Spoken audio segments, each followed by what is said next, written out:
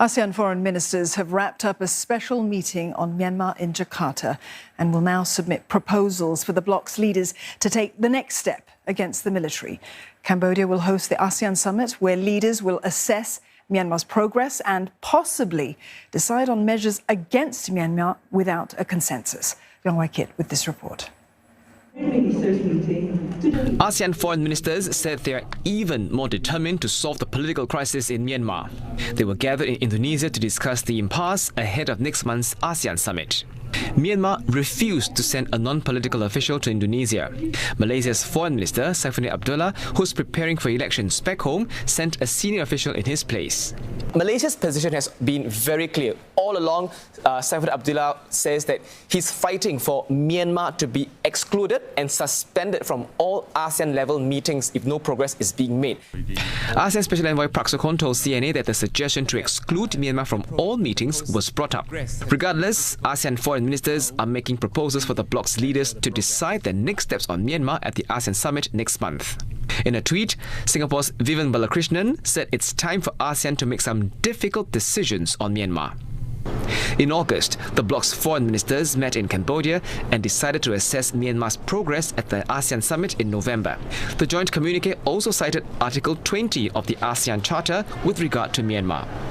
Now, what this means is leaders at the summit could possibly decide on Myanmar without a consensus if they assess that no progress is made.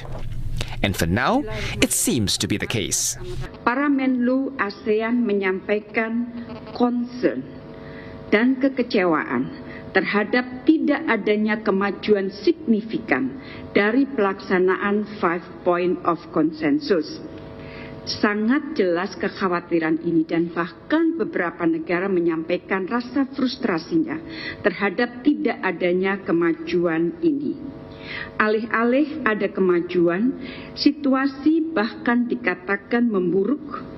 Bahasa yang dipakai oleh Chair adalah deteriorating and worsening. Myanmar has seen a spike in violence in recent weeks. Yangon's insane jail was targeted by deadly bomb blasts which killed at least 8 people. And most recently, local media reported a deadly military airstrike in Kachin State. They said the army launched air attacks against civilians who were celebrating the anniversary of an ethnic organization.